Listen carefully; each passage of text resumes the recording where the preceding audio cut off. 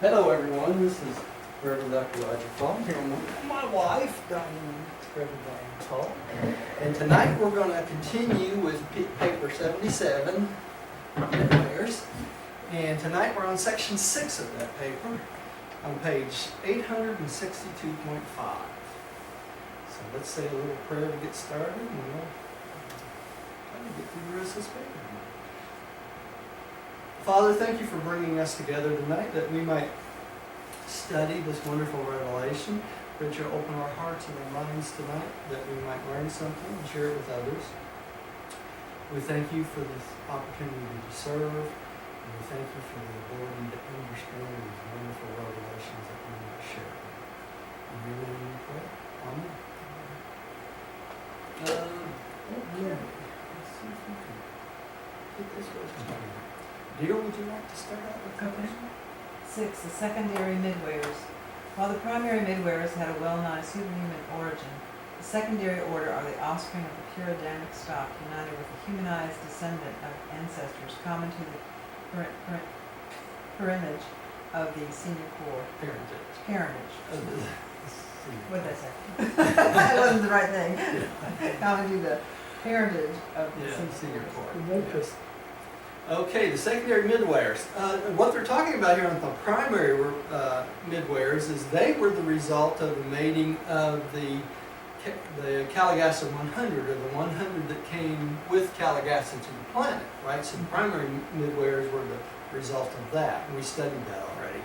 The secondary, however, were because they were the offspring of Adam, actually one of Adam's son, and one of the descendants of the Calligasson 100. So they had a different sort of parentage than the Calligasson 100, the primary midwayers did. So, and they were the result of the mating of Adam's son and one of the descendants of the original core, right? So, and we're going to talk about this, how this happened right now. Okay. Let's keep going. Tim, would you take the next one, please? Among the children of Adam's son, there were just 16 of these peculiar progenitors of the secondary midwayers. These ununique children were These unique children were equally divided as regards sex, and each couple was capable of producing a secondary midwayer every 70 days by a combined technique of sex and non-sex lays. And such a phenomenon was never possible on Earth before that time, nor has it ever occurred since. Okay, so think about this. These are 16 children of Adamson and Rada, okay? The 16 of the original children, Adamson and Rada. And these 16 children were half male, half female, okay? So Adamson decided to mate the males with the females to keep the stock going, or the Adamic stock. And when he did this, when he mated these basically 8 pairs together, every 70 days they produced one of these secondary midwayers. These children did. And so yeah. So there's no such thing as incest, because it's a pure race. No, it really wasn't. What they were doing, it was just like breeding, Tim. You know how you take animals, you take a cow, and But one they bull all came out of Rada, correct? Yeah. Okay, and then those children mated, but there was no such thing as what I just said. Incest back then. No. Mm-hmm. No, originally there wasn't. The way incest came into being is they discovered over time you get a better stock of human being if you don't intermix those human beings with their brothers and sisters. Okay, it's better if you go outside the family to mate them. But this was the beginning of Adamson's progeny, right? So he mated the 8 boys with the 8 girls, And every 70 days, by a technique of both sex and non-sex liaison, a new midwayer was born. Now, this is the interesting part. These midwayers, when they were born, they were full-blown adult midwayers. They had no childhood, okay? So when they were born, they had a full consciousness of who they were right off the bat. So they weren't babies. So they weren't babies. So they had to be pretty large to come through. Well, they were next to invisible. The Adamson and Rada could see them, but nobody else could, right? Because they're outside the scope of our sight. So they would have physical type bodies, but they would be more along the line of a spiritual or angel type body than a human. And that's true up to a certain point, but they tell us later on in this paper that the secondary midwayers are closer to human than they are the angels, right, the spiritual, which is real interesting too. Okay, so that's how they started. So they kept mating until they could not produce any more children or midwayers. Okay. But isn't it amazing how you put kind of those human traits on something that really truly isn't human? Yes, yeah, it really And how is. we incorporate that, and we just don't understand super universe personality or something much greater than a will creature of animal origin. Yeah, Yeah, So I just thought I'd throw that in there. yeah, that's true. Okay, Rodney, would you take the next one, please? Yeah, but first I have some questions. Yeah, go right ahead. So they were born adults. They were born, the way we perceive it is as adults. They were fully conscious. They had all their faculties. They could speak. They could, there wasn't a growing up period. Okay, like They were, children. did they come into the birth canal? I would assume some way they did, but to keep in mind, Rodney, these weren't physical beings in the way that we think of physical, right? They had a body that was outside the physical sight realm. They did not need material food to survive, so they weren't material in the sense of we think of as material. So the birth process of these children was probably a breeze to Rada, because they were more on the spiritual line, and I don't want to get into too technical, but when they came out, there was probably no association of pain or anything else, right? Because they were a different type of non-physical type body. They had a body, but it was not a physical in the sense that you could feel them and that sort of thing. They would be more along the line on a different plane than we are. You know? And we have very limited consciousness. We have very limited, yeah. And that's okay. I mean, Yeah. that's just the way it is. It's just like, do y'all remember when we studied Jesus on the resurrection? And the first few times, boys, raining here.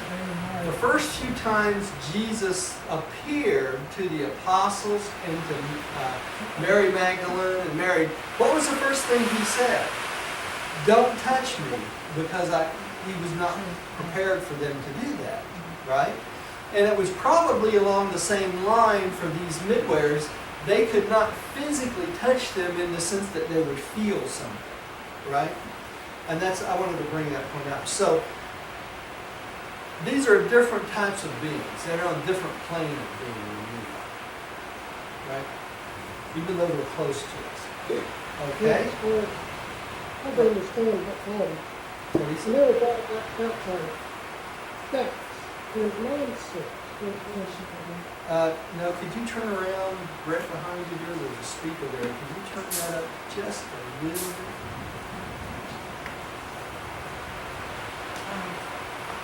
We can't hear you, Rodney. Hang on, we're going to turn up the speaker. Hear me?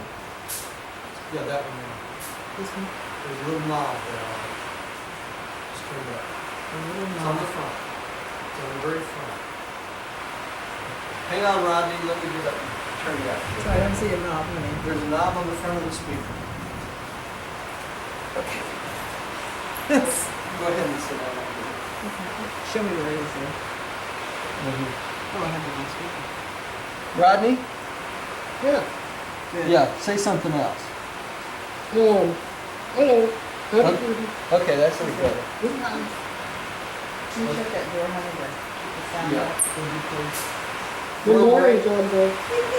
It's raining like, coming down the buckets over here, so kind of hard to hear everything. Sweetie, just shut the doors. Okay, so that was that, what was that again, Rodney?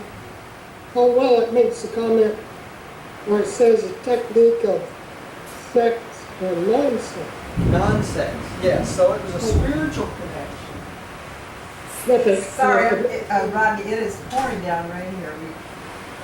It isn't here, that's We weird. really, it's very, very. So it was a liaison of sex and non-sex. In other words, not only sex, it was a spiritual type liaison too, or a morancha type of liaison. Which we don't understand because we don't have them, Right. right? I just figured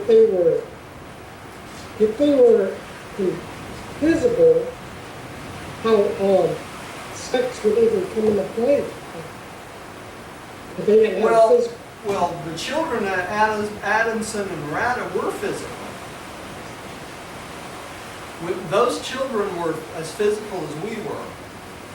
The 16 children, the 16 couples. Oh, they were physical. Yeah, they were physical. They weren't invisible like the Midwayers. In other words, did not have the same kind of body that the Midwayers did. It was their children. Maybe I'm getting recorded. It was their children's children. Yeah, the children's Their children. children. It's the children that had the Midwayers, not Okay. Adamson and Rapp. No. It was their children that had the Midwayers. Yes. We got a monsoon going on outside. Oh, Hope we keep our time. All the cats are really inside. not They're bad. afraid. I mean, it's really raining. Okay, so let's go on, Rodney. Okay, these 16 children lived and died, except for their, look at it, it says right here, except for their peculiarities as mortals of the world. But their electrically energized offspring live on tomorrow, not being subject to the limitations of mortal flesh. Okay, so Oh, says it right there. their offspring were electrically energized by the circuits of the universe. Okay, so they did not need food. They didn't have the limitations of mortal flesh. They didn't need energy intake of food and water and that sort of thing to go on indefinitely. Like the energizer water. They're like energy charged beings. Okay? Must be nice. That's all I can say. No food bill. Just plug it in. Just plug it in. That's right. All right. I guess. No What clothes, not quite first. do you say? What was that again, Rodney? No, you don't have to furnish clothes for them. No, you don't have to worry about clothes for them Yeah. either. That's right. Yeah. They're probably cloaked in something, but it wouldn't be something that we know of, right? So, all right. Each of the 8 couples eventually produced 248 midwayers of each couple, right? And this happened every 74 days, right, or 75 days. And thus did the original secondary core, 1,984 in number, come into existence. And if you take 248 and you multiply it by 8 couples, that's what comes to 1,984. There are 8 subgroups or secondary midwayers. They are designated as ABC the first, second, third, and so on. And then there are DEF the first, second, and so on. Y'all understand how this works? So each couple would have like the first couple would have A, B, C the first, A, B, C the second, A, B, C the third, up to 248. The second couple would have D, E, F the first, D, E, F the second, D, E, F the third. And it's the same thing, goes over and over and over with each couple, right? And that's Until how they finally make the outcome is 1,984, correct? 1,984, that's right. Total. So there'll be 248 ABCs, right? There'll be 248 DEFs, right? There'll be 248 the next three, and the next three, and the next three, right? Until we come to 1984. And that's all the secondary midwayers. And then they stop producing them. So this has nothing to do with going from A to Z in the alphabet, correct, Roger? No. It just stops off with the 8 couples, and That's we count. right. Yeah, when Okay. it drops off with the 8 couples. That's correct. All right, so you could chart out exactly how many were ABCs, how many were DEFs, et cetera, et cetera. So, makes sense? They had to name them something, and that was the easiest way to keep track of them, because they're invisible for one, and only their parents would recognize them. Beside, who else would recognize them? The angelic core and the Melchizedeks, right? All right.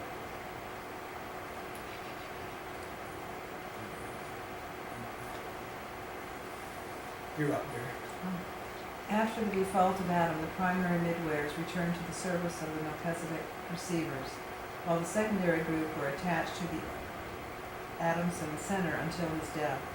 33 of these secondary midwayers, the chiefs of their organization at the death of Adamson, endeavored to swing the whole order over to the service of Melchizedek's, thus effecting a liaison with the primary core. But failing to accomplish this, they deserted their companions and went over in a body to the service of the planetary receivers. So they tried to get all the midwayers, the primary midwayers, in serving the Melchizedek receivers, the 12 Melchizedeks that came and received the planet, right? In charge of the planet. But they couldn't get them all to agree to do that. So they ended up becoming service to the planetary receivers. To the planetary receivers instead. Now, later on, we're going to find out they decided to join forces and became the United Corps of Midwayers, and that's the primary and secondary. But that's after some of the secondary midwayers rebelled, right? And after Pentecost was taken up, they were no longer on the planet. Okay? So, all right. Tim, would you take the next one, please?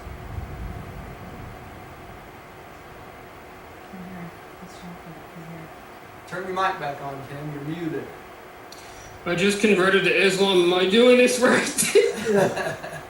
I was thinking so.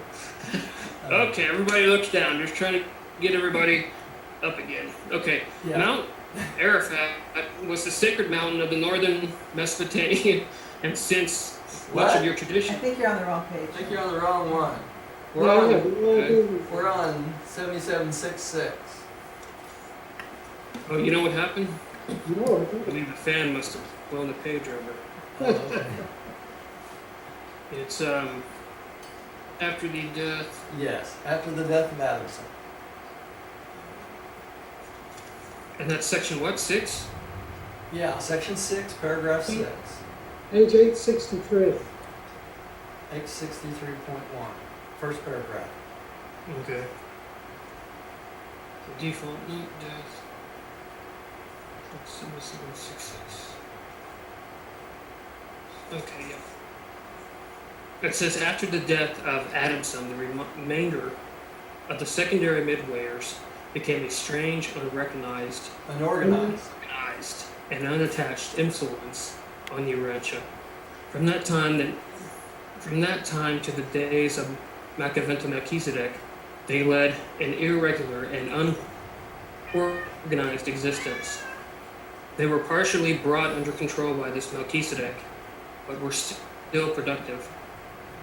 Of much mischief up to the days of Christ Michael. And during his sojourn on earth, they all made final decisions as to their future destiny. The loyal majority then enlisted under the leadership of the primary midwayers. Okay, so for around 39,000 years, a little bit less probably,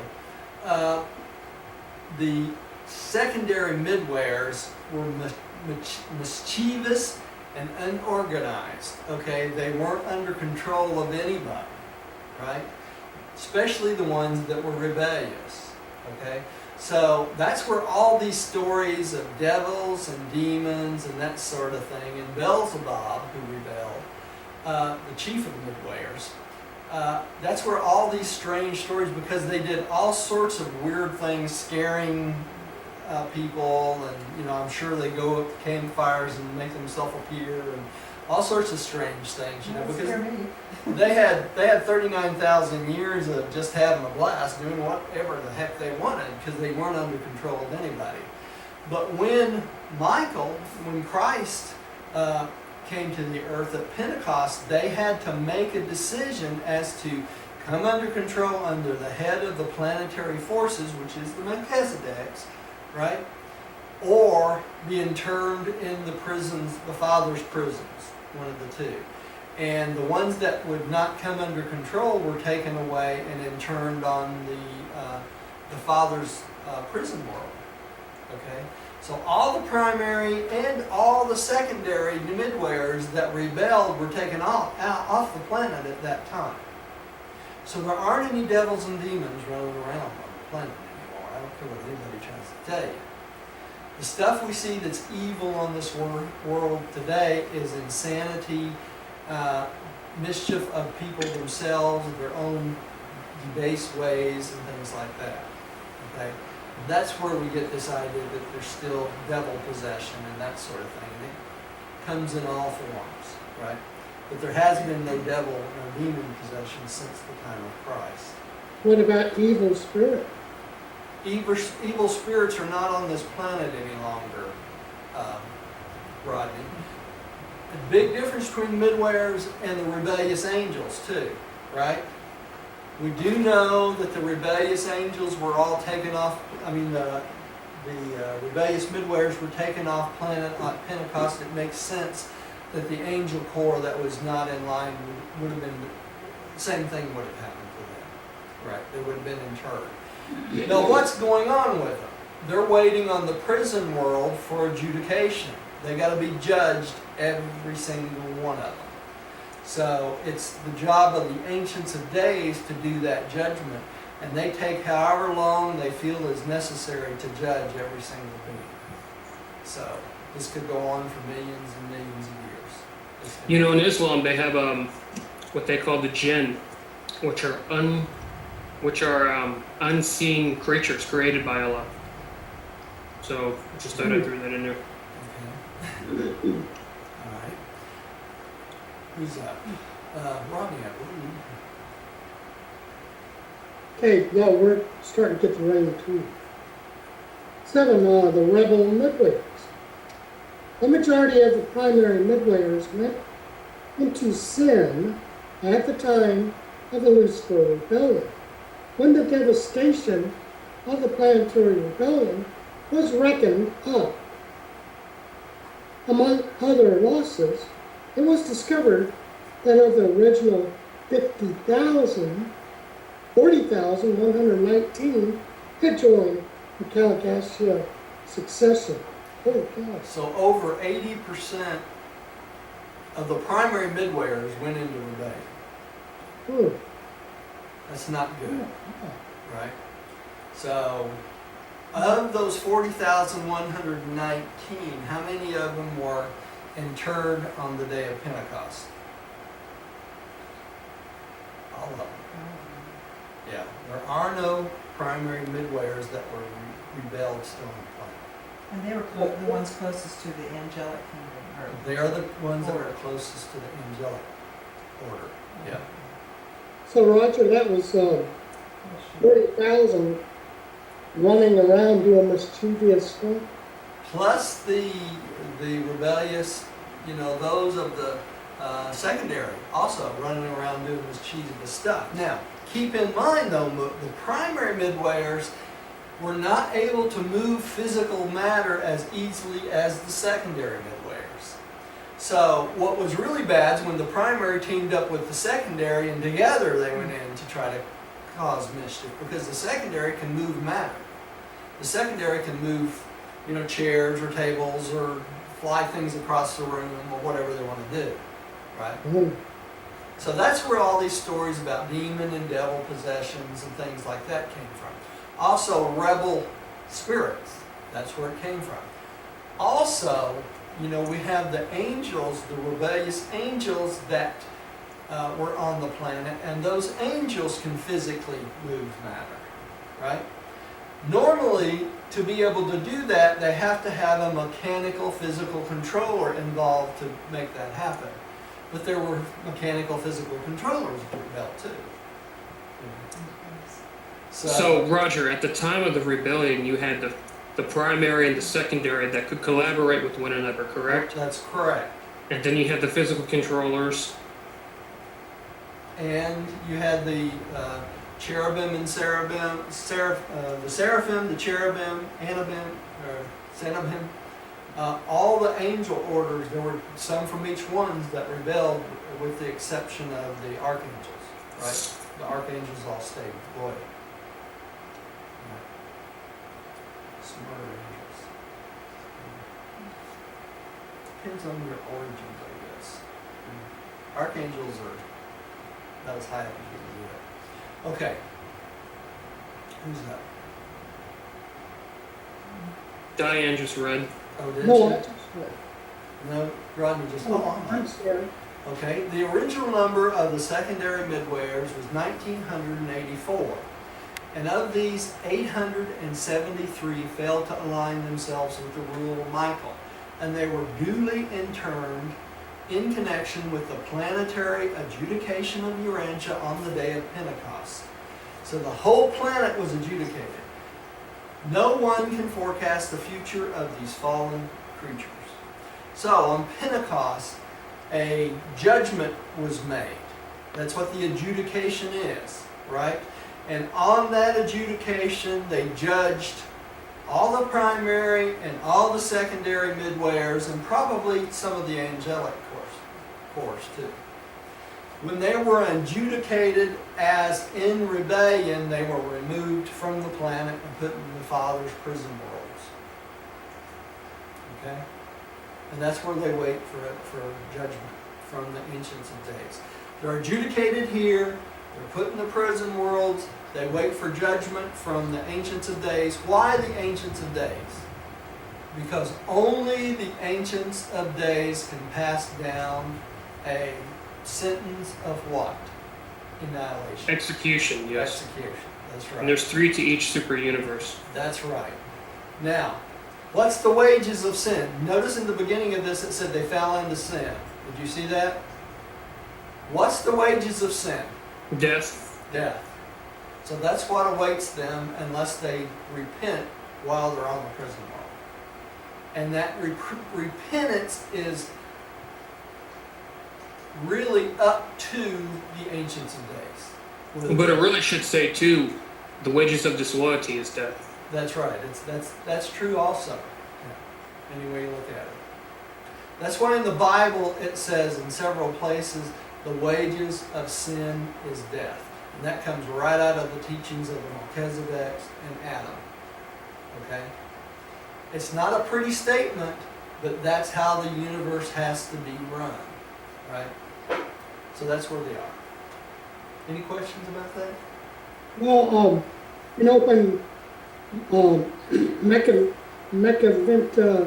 Melchizedek came here for 100 years, Yeah. he must have been aware of it. Oh yeah. Yeah, he was quite aware they were running around causing havoc and that sort of thing. Yeah, I would say so, Rodney. Because that was 900 years before Christ, right? So His dispensation happened at that time. yeah, it did. Oh, But the adjudication did not, Rodney. The adjudication for them did not happen until Christ came. And why would that be? That's because he's a creator son and he's one of the paradise sons. And a paradise son is required for an adjudication. Okay? Yes, it was actually 94 years and 1980 BC. Right. Hmm. Okay. Long time. Okay. Tim, I believe you're up here. Both groups of rebel midwayers are now held in custody awaiting the final adjudication of the affairs of the System Rebellion. But they did many strange things on Earth prior to the inauguration of the present planetary dispensation. That's what these strange things we're talking about is all the havoc they cause and the reputation they got. Rodney, what do you got? Oh, you up? Hey. Oh, Diane? I think I am. Oh, Diane's? Okay. These disloyal midwayers Did were, I skip over you after? no, you're okay, it's fine. These disloyal midwayers were able to reveal themselves to mortal eyes under certain circumstances, and especially was this true of the associates of Beelzebub, the leader of the apostate secondary midwayers. But these unique creatures must not be confused with certain of the rebel cherubim and seraphim, who also were on earth up to the time of Christ's death and resurrection. Some of the older writers designated these rebellious midway creatures as evil spirits and demons, and the apostate seraphim as evil angels. Okay, notice here it says these, the cherubim and seraphim who were on earth up to the time of Christ's death and resurrection. You see that? So the rebel cherubim and seraphim were taken off at Pentecost also. You see that? That's why I say that. Who was Beelzebub? Beelzebub's in the Bible. They considered Beelzebub as synonymous with the devil. Okay? They also considered that synonymous with whom? Satan. But they're not the same beings. Beelzebub was a primary or a secondary midwayer that held that was the leader of the rebellious group. Okay? So these beings were known down through time, and they're even recorded in the Old Testament. It's just that there's some confusions as to who they really were and what was their positions and things. But this is a good paragraph to know that the cherubim, the seraphim, and the primary and secondary midwayers were all taken away at Pentecost on the adjudication. Okay? So they're no longer with us. So are there any rebel seraphim running around this planet? Not me. There are some bad energies, though. There are some bad energies, but they come from human beings. They're really bad. Yeah, rebel human beings. Right? But notice here it also said the Midway writers designate these rebellious midway creatures as evil spirits and demons, and the apostate seraphim as evil angels.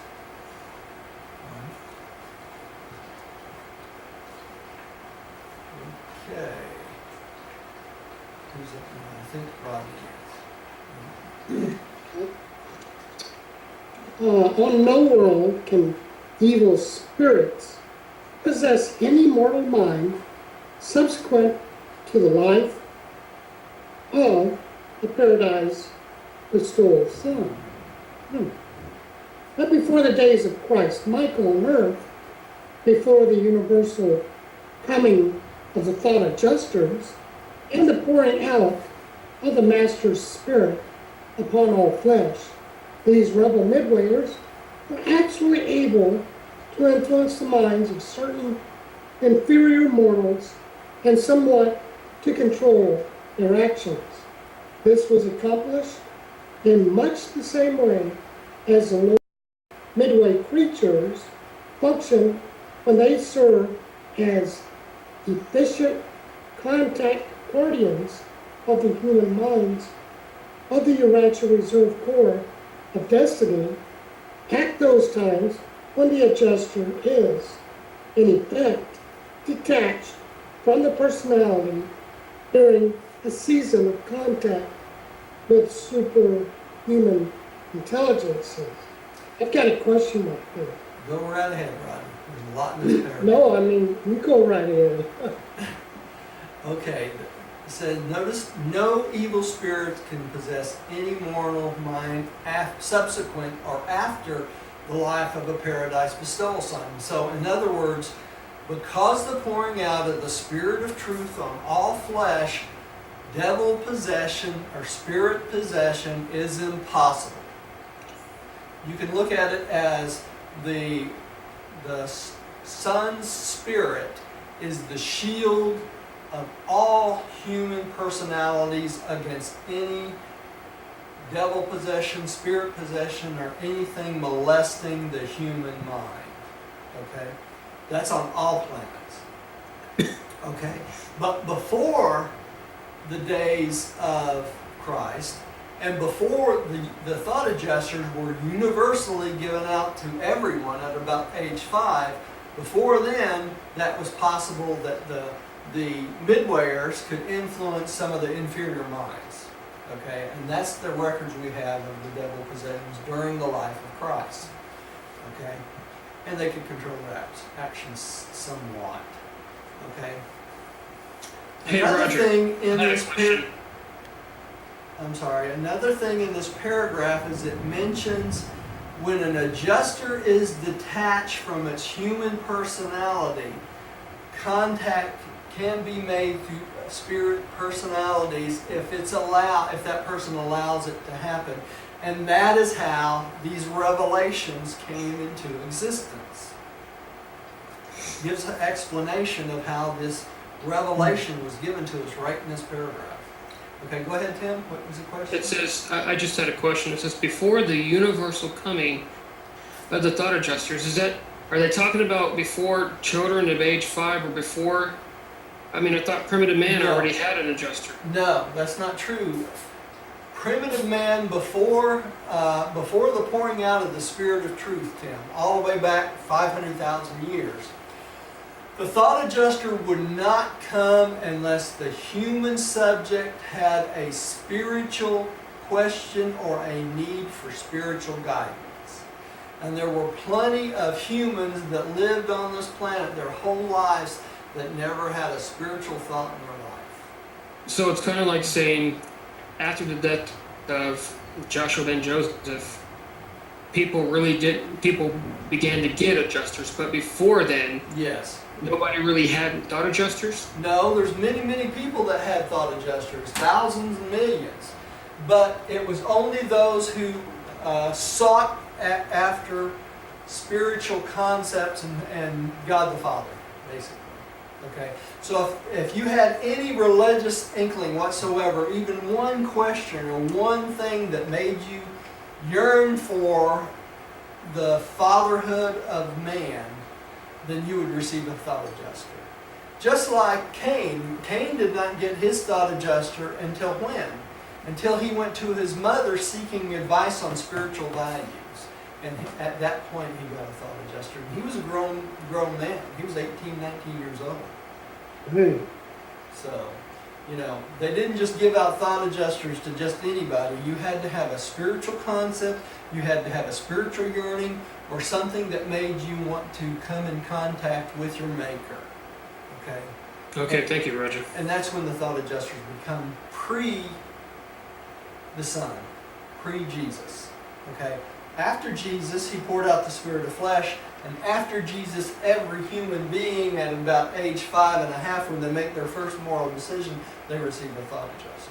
That's the difference. and also can never get an evil spirit. That's correct. That's What correct. about, like Rosemary's Baby? It's fantasy. The Catholic Yeah, priest would go and it's Yeah. fantasy. exorcist, Rodney, it's fantasy. I think they do it now. Yeah, it's fantasy. What are they getting rid of? They're trying to get rid of the insanity and the mental dysfunction of these beings, of these humans. And there's a lot of mental illness out there. You can't say there's not mental illness, but mental illness and embracing evil are not devil possessions. Okay? And devils and demons don't take over priests and kill them and throw things across the room and that sort of thing either. It's fantasy. It's movies. Well, that's a good movie. Yeah, it makes good movies for people that like to be scared. And if you turn on the TV any night, you see more abundance of evil than anything else. You cannot find TV shows that does not have evil in them, hardly. Very few anymore. It's disgusting. But that's because we've embraced it so much. We embrace the part that makes us want to be scared, that sort of thing. And we teach our children this stuff, and we teach them on the internet this stuff. Well, Roger, there's so much superstition. It's crazy. Oh yeah, it's Even insanity. It's modern really day insanity. Christianity is a lot of that is superstition. Yeah, it is. It's horrible. But it's not going to be that way forever. There's whole groups of beings out there that are making progress every day. Some churches are just busting out at the seams because young people want something different. They do. And there's going to be a revolution of spiritual values over the next couple hundred years. And it's going to turn around. People won't want to look at the evil anymore. They won't want to watch TVs about killing and the inner city. They want entertainment. Yeah. They'll want It'll be stupid. They want good entertainment, and there's still good entertainment out there. It's just hard to find. Exactly. Yeah. Okay. I know, Robert. Now, any questions about the detached thought adjuster? We almost skipped over that. An adjuster, especially with a reserved core destiny, are able to become attached, and when that adjuster is detached from the human, then that human can be used to relay messages like this book to the other human population, right? Which they don't do very often. It doesn't happen every day. So, but that's how this book came into existence. When he was on the island, Pardon me? didn't that happen to John, Apostle John? The Apostle John, when he was on the island. Revelation? Yeah.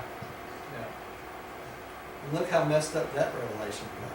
I've heard preachers say that if you watch scary movies, horror movies, that demons are going to come out of your television. Talk about it. Talk about a sense of control, correct? Right. Thou shalt not. Thou shalt not. Right. Watch horror movies, and if you do, demons are going to be coming out of your TV.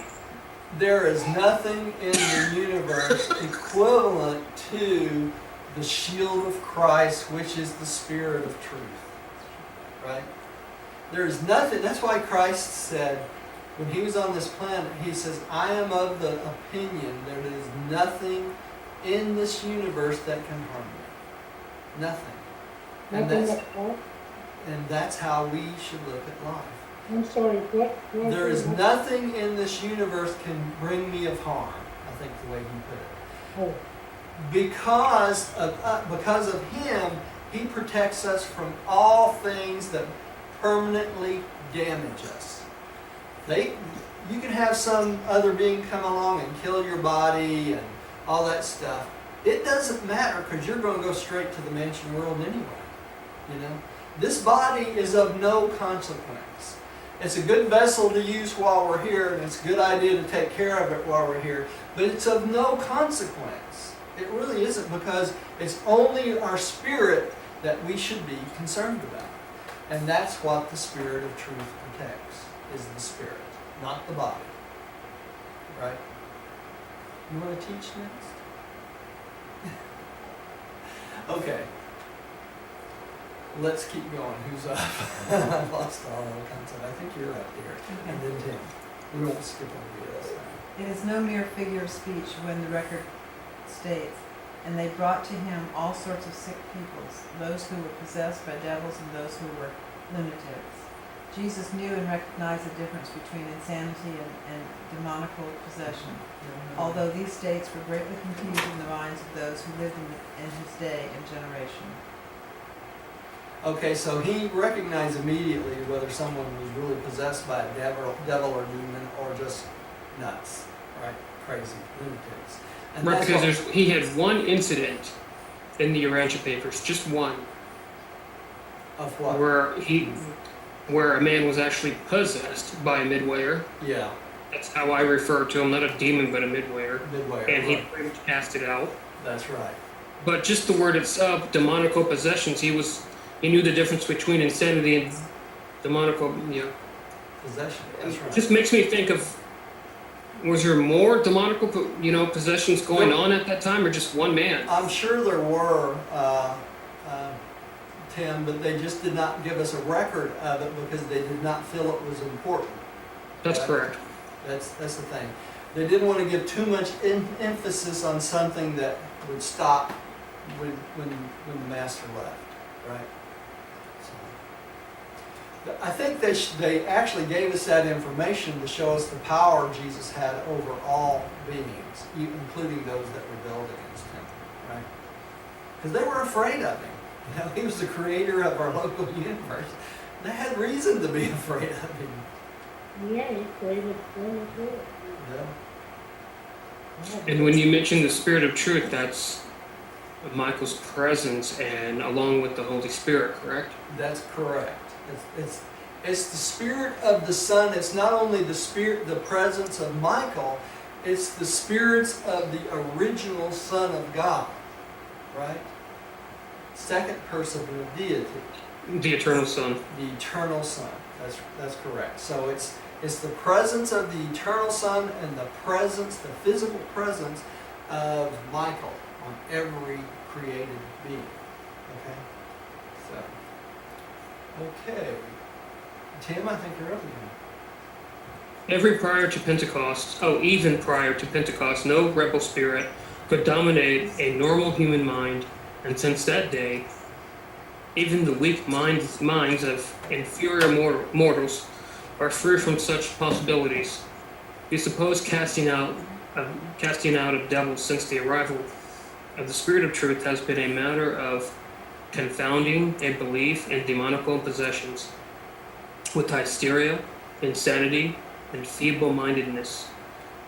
But just because Michael's bestowal has forever liberated all human minds on Urantia from the possibility of demonical possession, do not imagine that such was not a reality in former ages. Okay, so you want to know what all these cases are now? It tells us right here. Belief in demonical possession with hysteria, insanity, and feeble-mindedness. What's feeble-mindedness? That's a type of insanity where you have no touch with reality. None whatsoever. And hysteria is... Hysteria is just going crazy, Okay. for no reason. And insanity comes in all shapes, forms, and fashion, right? Right, like schizophrenia and Yeah. etc.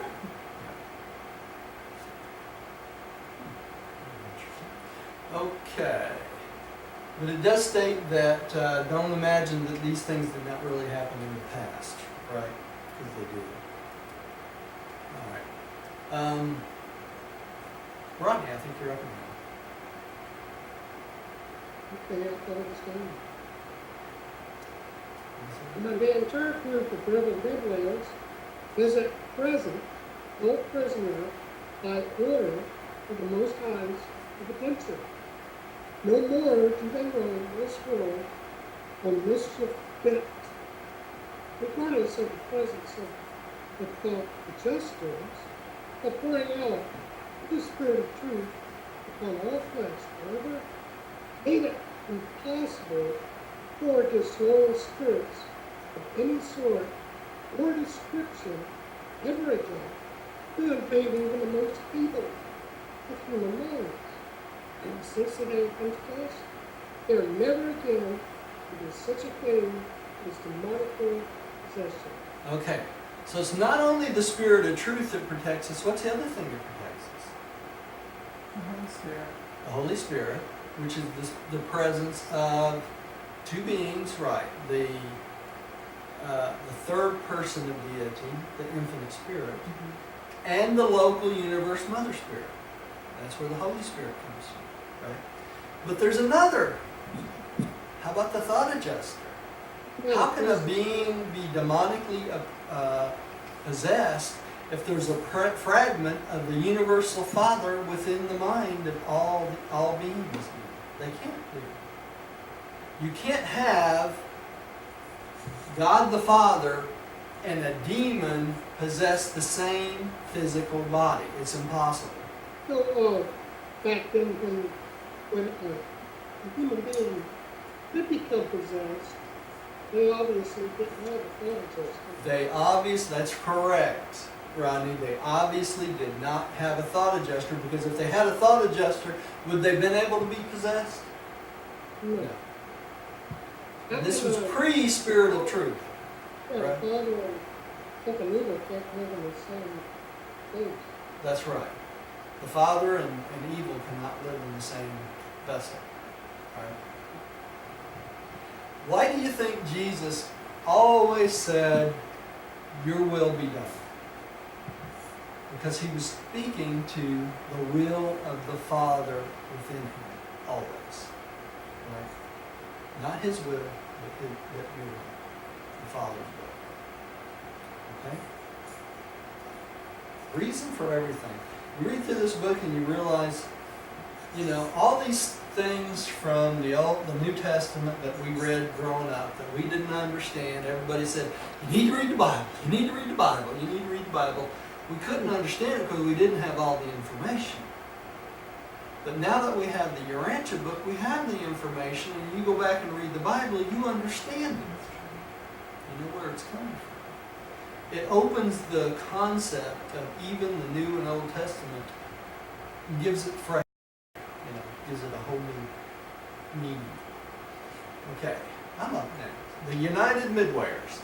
At the last adjudication of this world, when Michael removed the slumbering survivors of time, the Midway creatures were left behind, left to assist in the spiritual and semi-spiritual work on the planet. They now function as a single core, embracing both orders and numbering 10,992. The United Midwayers of Urantia are at present governed alternately by a senior member of each order. This regime has obtained since their amalgamation into one group shortly after Pentecost. So they joined forces shortly after Pentecost, right?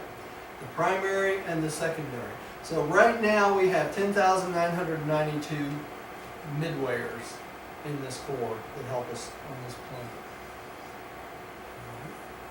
planet. Sometime you should read Mark chapter 9, verse 25. The spirit of dumbness and deafness. The spirit. I would give you a commentary, but we're studying right now. I don't want to take that away. All right. Dear Greg. The members of the older or primary order are generally known by numerals. They are often given names such as 1, 2, 3, the first, 4, 5, 6, the first, and so on. On Urantia, the Adamic midwayers are designated alphabetically in order to distinguish them from the numerical designation of the primary midwayers. You see how this works? 1, 2, 3, the first would be the first one born. 1, 2, 3, the second would be the second one born of the Calgassia 100, right? And the same thing with 4, 5, 6. The first, 4, 5, 6, the second, so on and so on. Just like the ABCs, right? And then, hey, Roger, the word Adamic midwayer is just another way of saying secondary midwayer? Secondary midwayers. That's right. Thank you.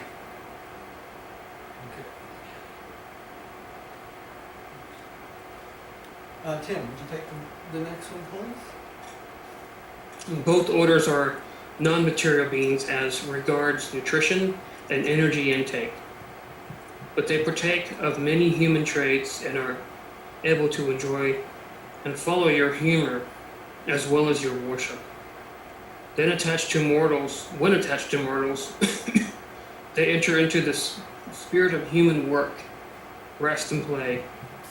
But midwayers do not sleep, neither do they possess powers of procreation.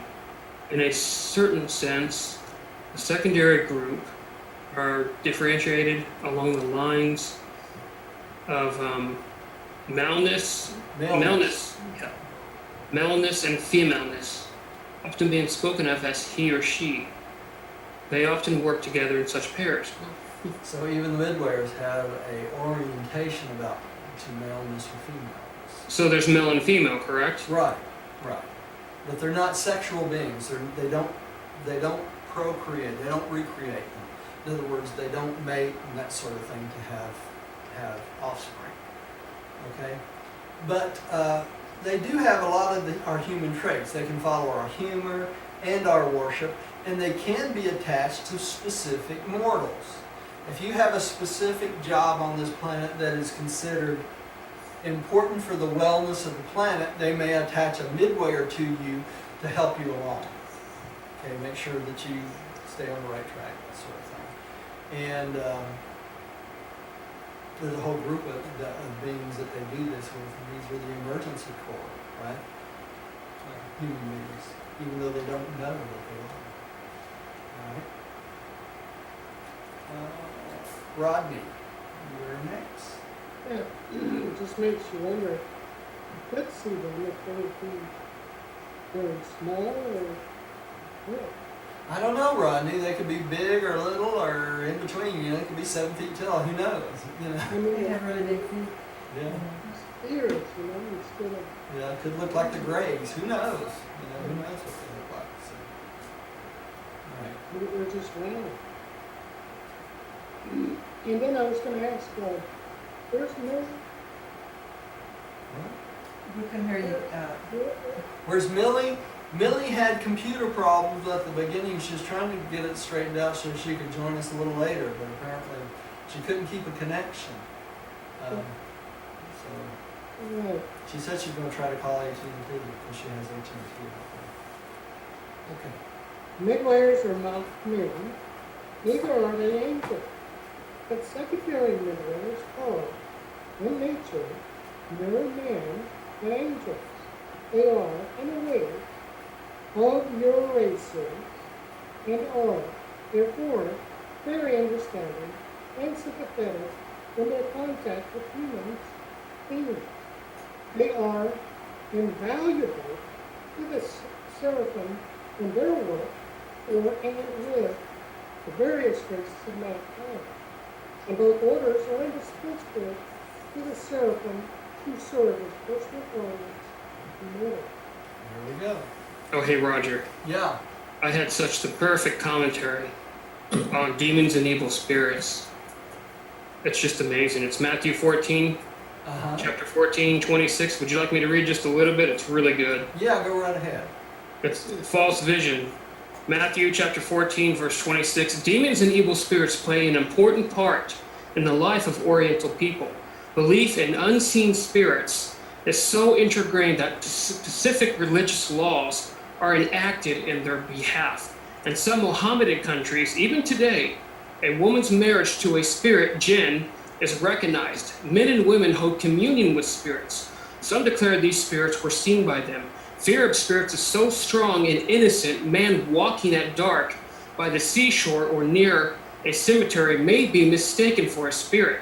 In Assyria, even though he can prove his identity, a large needle is plunged into a man who enters a house at night and is not recognized by a member of the family. When a needle touches an evil spirit, it is supposed to change into an ass. That is the belief. The fear of the disciples was due to this strange belief that Jesus promptly assured them it was he and not a spirit. That's Matthew chapter 14, verse 26. False vision. That's interesting. That's incredible. Yeah. I mean, you hear how, and when they say Oriental, they're talking about an Easterner, correct? Right, yeah, yeah. Because I never understood that term. I always thought it was something like an Asian. No, it includes all the yellow races. That I see. includes Oh, that's wonderful. Japan Thank you. and China, all the Oriental races. Okay. Who's up? Did you just read it? You read it. I just read. Oh, did you? Okay. Yes. Well, it's Rodney's turn. Rodney's turn. Oh, I just read, midways are not men. Oh, sorry. did, Did sorry. I not? I I didn't. just read that. Okay. Oh, Okay. All right, then I'm up. You're up. The United Midwayers of Urantia are organized for service with the planetary seraphim in innate endowments and acquired skills in the following groups. 1. Midway messengers. This group bear names. They are a small corps and are of great assistance on an evolutionary world in service of quick and reliable personal communication. Now, while they talk about personal communication, that would be communication between the Melchizedeks, the angel corps, things like that. Not likely that they would be messengers to humans unless it was a very unusual situation. That would be very rare, right? All right. Tim, would you take the next one?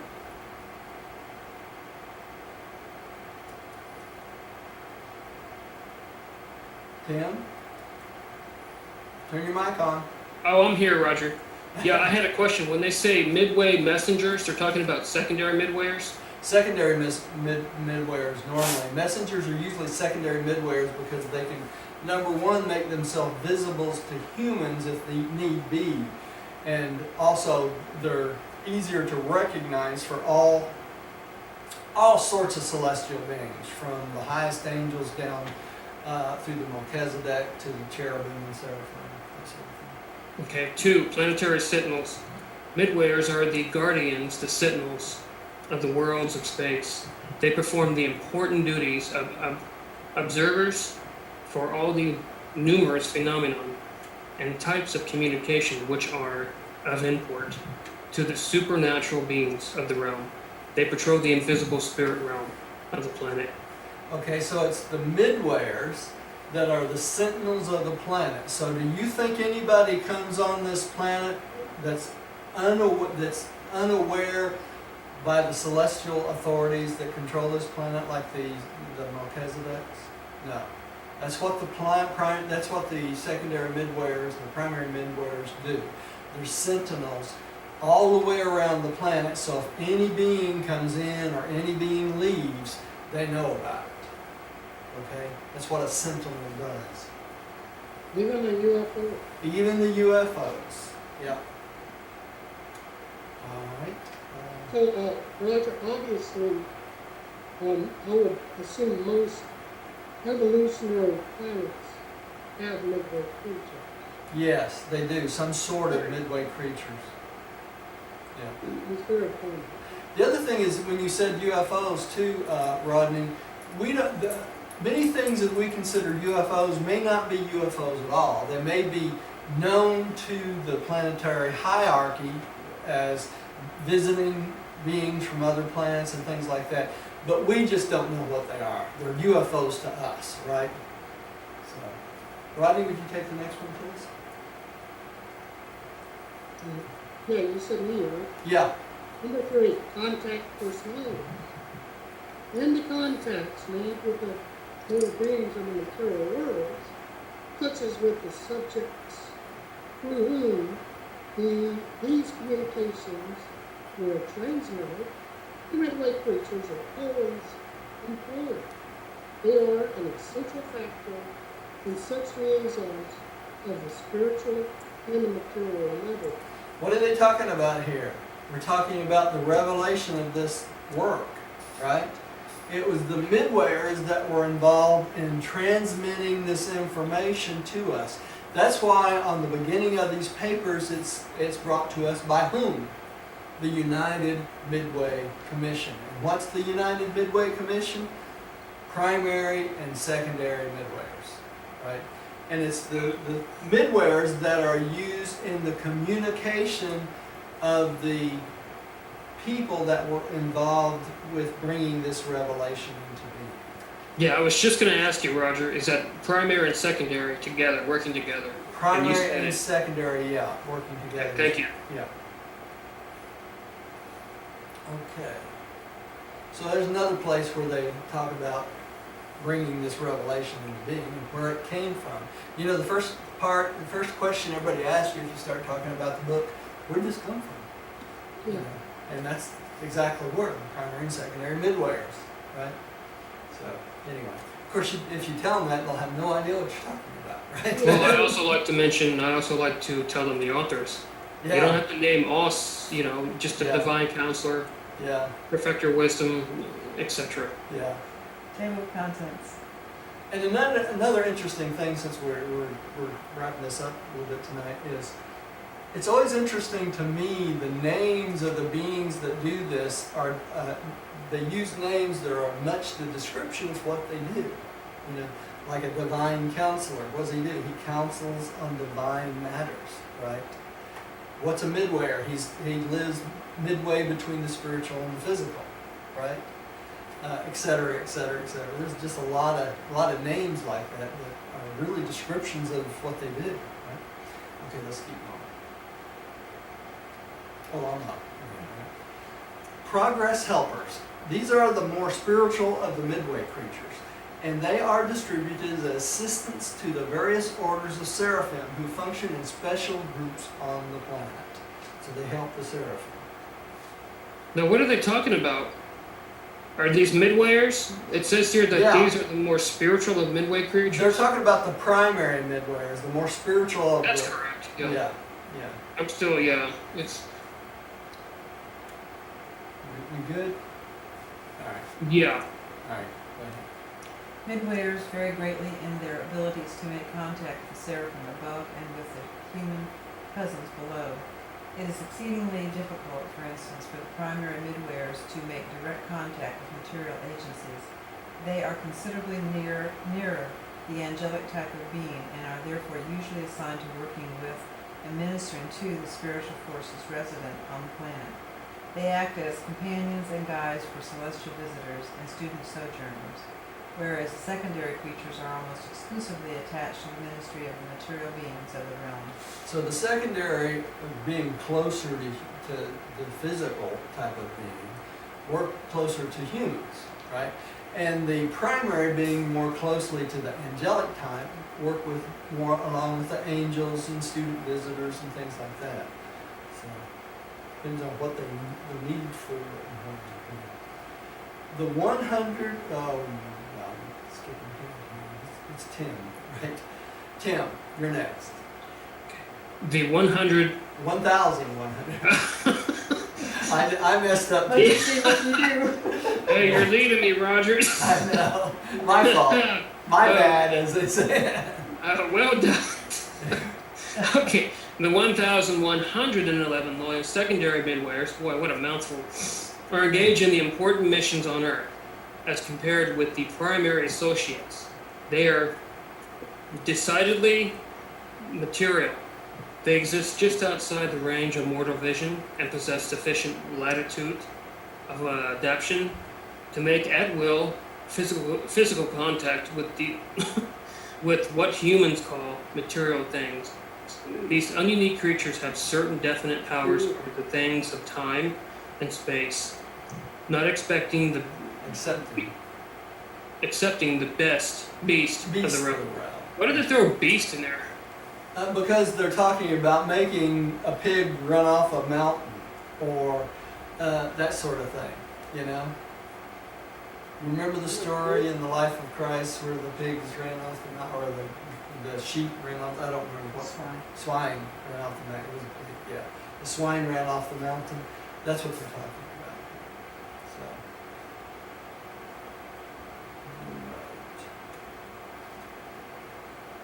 Right. Rodney, I think you're next.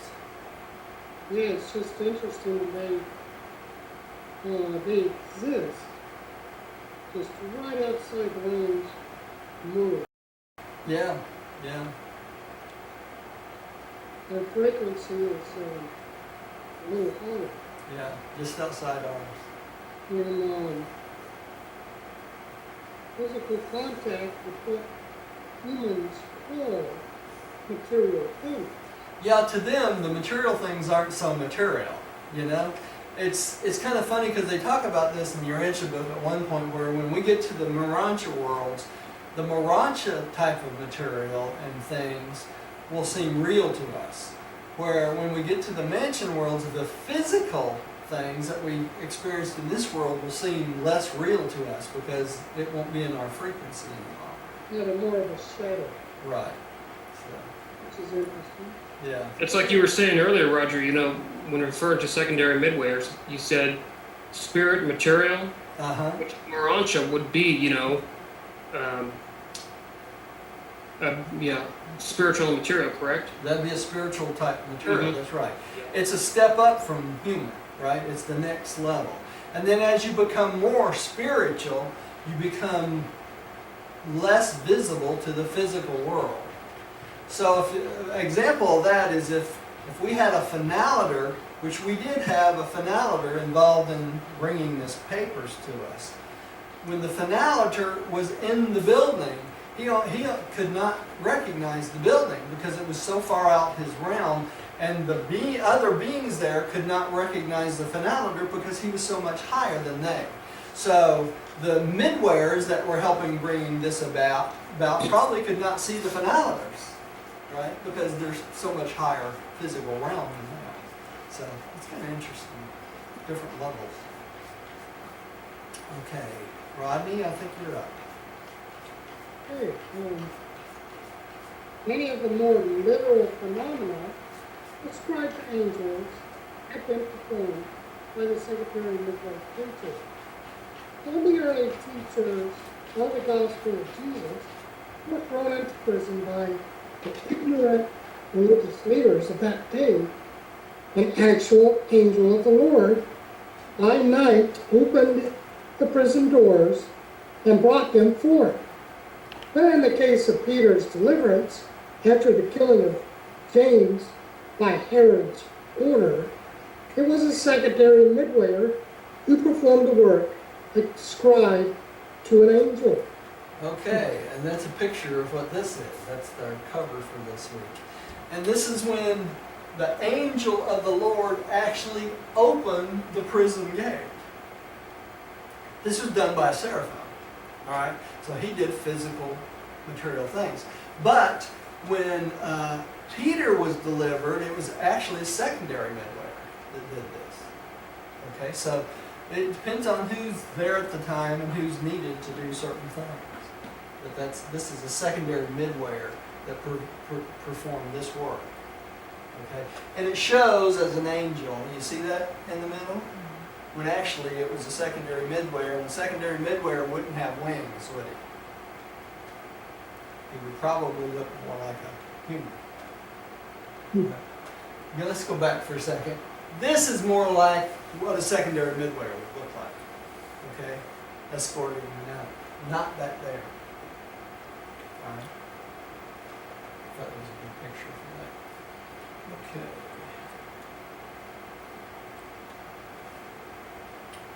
I'm not going to go home. Their chief work today is that of unperceived personal liaison associates of those men and women who constitute the planetary reserve corps of destiny. Okay, what is the reserve corps of destiny? These are beings who are chosen for emergency. These are humans that are chosen for emergency situations and are trained in their sleep to do this emergency work if it comes up. Are they aware of this? No. Okay, but they are chosen to become part of the reserve corps of destiny. Now, much of the liaison with men and women is to these reserve corps of destiny, probably when they're not conscious of this happening, right? Okay.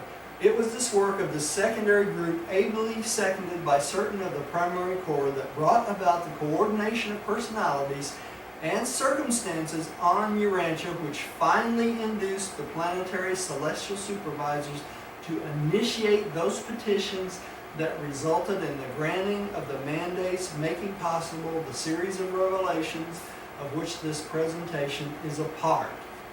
That is how this work got to be here. You see why this paper is so important? Because they were petitioned, the secondary midwayers and the primary midwayers petitioned the celestial supervisors to be able to tell the story of Jesus. But this concept came directly from Christ Michael himself, which is another interesting thing. Okay? But it should be made clear that the Midway creatures are not involved in the sordid performances taking place under the general designation of spiritualism. The Midwayers at present on Urantia, all of whom are of honorable standing, are not connected with the phenomena of so-called mediumship. And they do not ordinarily permit humans to witness their sometimes necessary physical activities or other contacts with the material world as they are perceived by human senses. So when they do something, normally a human being will never know that it's happened. They don't see it. Right? Okay. Yeah. 9. The permanent citizens of Urantia. Midwayers may be regarded as the first group of the permanent inhabitants to be found on the various orders of worlds throughout the universes, in contrast with evolutionary ascenders like the mortal creatures in the angelic host. Such permanent citizens are encountered at various points in the paradise ascent. There's whole groups of beings that are permanently located on specific planets for specific purpose. The Midwayers are regarded as permanent citizens, even though they are released later on to go on the ascension planet. Okay? Tim? Unlike the various orders of celestial beings who are assigned to minister on a planet, the Midwayers live on an inhabited world. They The live seraphim come- on inhabited world. That's why they actually live on the planet. They don't leave the planet, right? Okay. The Midwayers live on an inhabited world. The seraphim come and go, but the Midway creatures remain, and will remain, albeit they are nonetheless ministers for being natives of the planet, and they provide the one continuing regime which harmonizes and connects the changing administrations of seraphic hosts. They're considered permanent citizens. So, hey Roger, when they say the word celestial beings, the Yeah. various orders of celestial beings, you're talking about angels, Midwayers, primary. Yeah, all the way up the chain. Okay. Anybody that's not human. Right? Non-human. Non-human. So it could be the personalities of the infinite spirit, or Could be all of them, all the way. Celestial beings are all beings above human. okay, thank you. Okay. Rodney. Okay. As actual citizens of Urantia, the Midwayers have a kinship interest in the destiny of the spirit. They are a determined association, persistently working for the progress of their native planet. Their determination is suggested by the motto of their order, which is, quote, what the United Midwayers undertake, the United Midwayers do. In other words, if they undertake it, they're going to do it. That's their job. Sounds like Right. Although their ability to traverse the energy circuits, that's paradise circuits, right, makes planetary departure feasible to any Midwayer, they have individually pledged themselves not to leave the planet prior to their sometime release by the universe authorities. Midwayers are anchored on the planet until the ages of settled life and light. With the exception of 123 the First, no loyal Midway creature has ever departed from Urantia. In other words, they could depart along the energy circuits, but they take a pledge not to. so they can leave and go to another spirit. Yeah, they could, but it's interesting that during the rebellion that none of the Midwayers on this planet left. Yeah, I find it interesting. Isn't that interesting?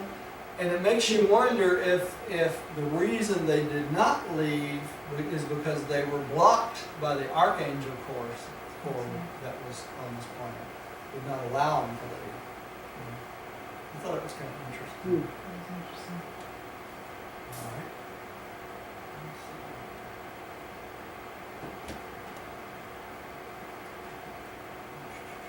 Here's next. 123 the First, the eldest of the primary order, was released from immediate planetary duty shortly after Pentecost. This noble Midwayer stood steadfast with Van and Amadon during the tragic days of the planetary rebellion. and his fearless leadership was instrumental in reducing the casualties in his order. He serves at present on Jerusalem as a member of the 24 counselors, having already functioned as Governor General of Urantia once since Pentecost. So he's on the Council of 24, and he's already functioned as our Governor General on this planet once. Who's the king of? All right. Okay. Tim, would you take the next one? Midwayers are planet-bound, but much as mortals talk with travelers from afar, and thus learn about remote places on the planet, so do midwayers converse with the celestial travelers to learn about the far places of the universe. So do they become conversant with this system and universe, even with Orvanton and its sister creations. And so do they prepare themselves for citizenship on the higher levels of creature experience. So they learn by people that come, beings that come and visit us, right? So that's what creature experience means, right? Interaction with creatures, Yeah. or observing. Observing and learning as they go. Rodney? So they're very educated on the stars. They're educated on everything, Rodney, and another interesting stuff because their memory, they never forget anything. When they learn something, it's there permanently for them. Wonderful. You know, that's pretty nice. It'd be nice to have a memory like that. Yeah, I'm telling you. Okay, all the midwayers were brought into existence fully developed, experiencing no period of growth or development from immaturity. They never cease to grow in wisdom and experience. Like mortals, they are evolutionary creatures, and they have a culture which is a bona fide evolutionary attainment. There are many great minds and mighty spirits among the Urantia Midway Court.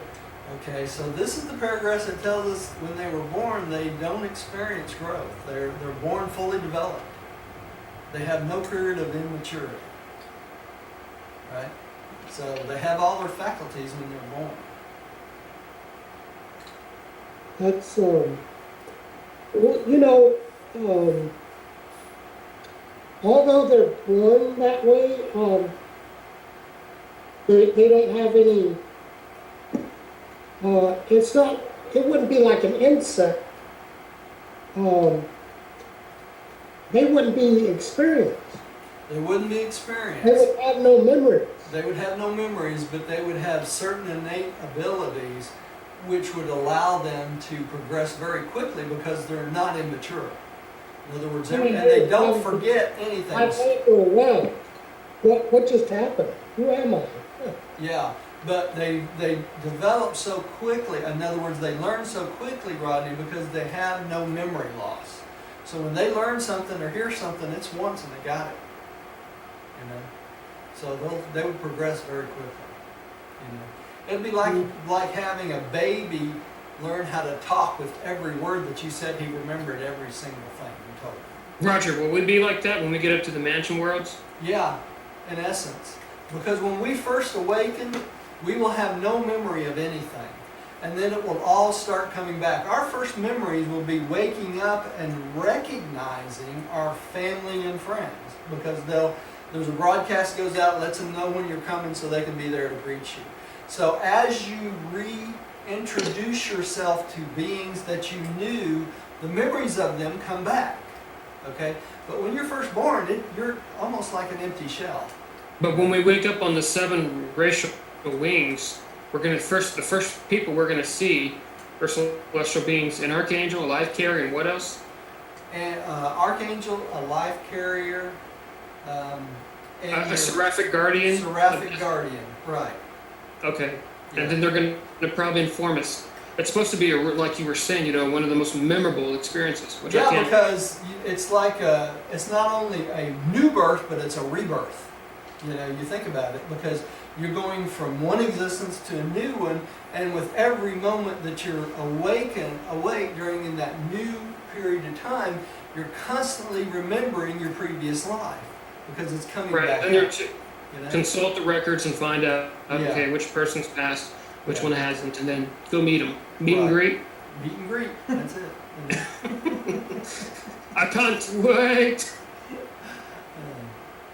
We can't even imagine the joy of awakening on the mansion worlds and seeing family and friends that we've not seen since they passed. You know, so it will be a religious experience. I'm sure. Mm. All right, let's keep going. Who's next? I think you are. Okay. And the larger aspect of the civilization of Urantia is a joint product of the Urantia mortals and the Urantia midwayers. And this is true despite the present differential between the two levels of culture, a differential which will not be compensated prior to the ages of light and life. What are they talking about here? Because midwayers are so much more advanced than we are, because they remember everything, they got all this experience. And us, coming up generation after generation, relearn everything from the time we're born to the time we get mature. Yeah, we only have a lifetime here though, and they Yeah. continue. Yeah, so- and they have wisdom beyond our understanding, you know.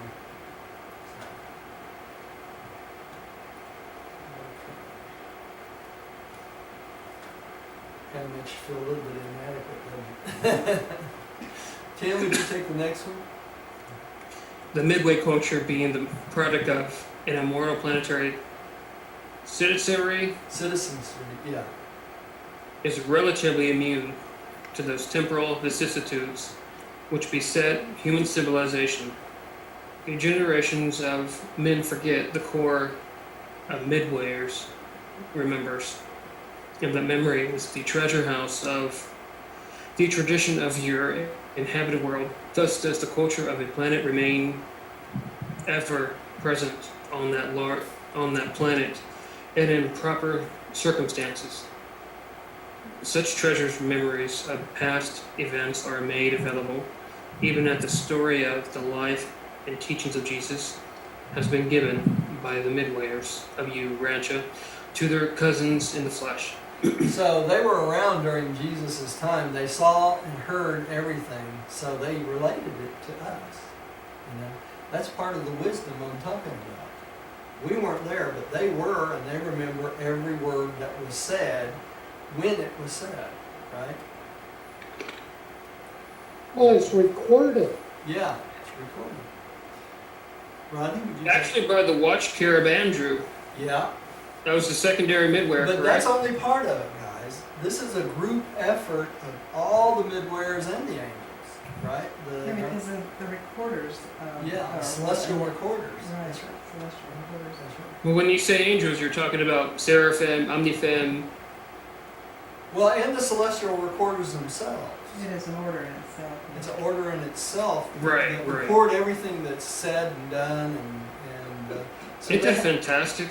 yeah, I was thinking about that today, about how you can have a private lesson with Jesus of Nazareth. I was reading paper 170, uh-huh. Kingdom of Heaven, and it was in the introduction where it just talks about how these are things that he only consulted with his apostles. So think about having a private lesson with the creator of a universe, Yeah. just one-on-one with his apostles, and you get to read it. Yeah.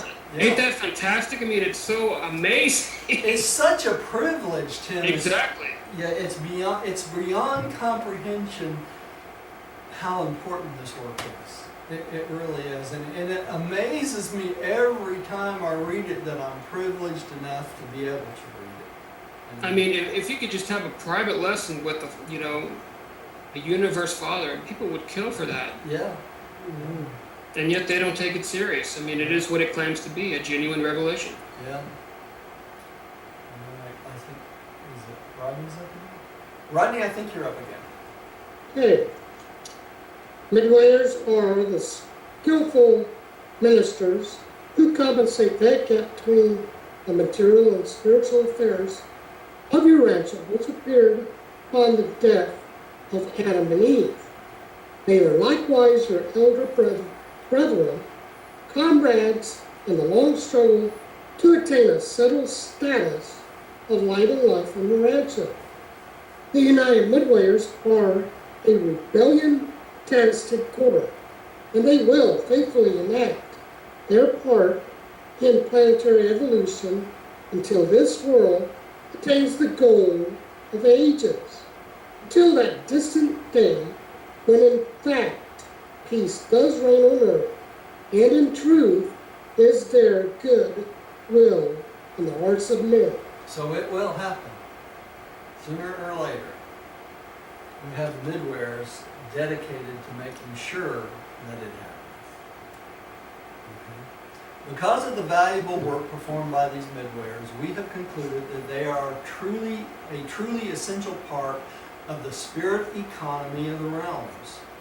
And where rebellion has not marred a planet's affairs, they are of still greater assistance to the seraphim.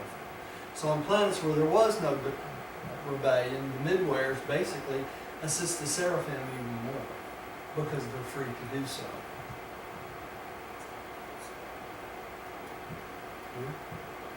The entire organization of high spirits, angelic host, and Midway fellows is enthusiastically devoted to the furtherance of the paradise plan for the progressive ascension and perfection attainment of evolutionary mortals, one of the supernal businesses of the universe, the superb survival plan of bringing God down to man, and then by a sublime sort of partnership, carrying man up to God, and on to eternity of service and divinity of attainment, alike for mortal and midwayer, presented by an archangel of Midway. So this ascension plan that is God's plan, okay, basically brings God down to man and man up to God. And it will happen. You know, when Lucifer rebelled against this plan, I can understand how, other than calling it cosmic insanity, why he would want to do that, because all the resources that are dedicated to do just this plan throughout all 7 super universes. Right? And next time we will be reading paper 78, The Violet Race After the Days of Adam. So, Roger, once a planet has evolved to light and life, Right. the midwayers on that planet, can they start the ascension plan? They're released from Do they service from receive the thought adjusters? yeah. They're released from service from the planet, and then they go on to the mansion worlds just like we do, and they receive thought adjusters. They receive thought adjusters there. Yeah. Isn't that cool? Huh. Yeah. Hey, Roger, I just had a quick question. Yeah. When Jesus had a thought adjuster, it pretty much left him and then became a personalized adjuster, is that correct? He became a personalized adjuster. He became Jesus's personalized adjuster. So he is the physical representation of Jesus, Kind of like a pattern copy. a pattern copy. But did that thought adjuster stay with Jesus his entire life, or did it leave? But it left short. Well, it didn't leave him completely. His baptism, right? Yeah, at his baptism, it's separated, right? His thought adjuster separated from his mental self. Because at that point, Jesus was totally aware of his celestial beginning, right? So a thought adjuster was not necessary anymore. But So that time on, he didn't have a thought adjuster. that time on, he didn't have a thought adjuster, but that thought adjuster stayed with him the entire life. Not in his mind any longer, but went along with him because he was personalized to experience everything to the death. Okay? But when the thought adjuster becomes personalized, it's like an entity is born. It's got its own personality. It can. Yeah, it's an entity is born from the previous experience and personality of the person it came from. Right. Okay, So thank you. thought patterns, memories, everything would be exactly the same as Jesus. Right. The difference Wow. is Yeah. from that point on of the separation, their experience would be different. But the thought adjuster, like you said, did stay with him. Right? Yeah. It never left. Yeah, never left. It stayed with him until he left the planet. Yeah. Okay, thank you. Okay? Let's have a short prayer and we'll quit for the night. Dear, would you please come up? Dearest Heavenly Father, Mother God, we just thank you so much for this opportunity to come together and to study your word and the book. And we're so grateful for the insights that we gained and learned from tonight. And may we incorporate them into our beings and pass them on to others as we have the opportunity. It is always in your name, Jesus Christ, my Lord, and heaven, and we give thanks and praise. Amen. Amen. Oh, yeah. Okay, and thank you for joining us from home. I'm going to compile this video and then have a different type of video out of Vimeo this week. Thank you for joining us.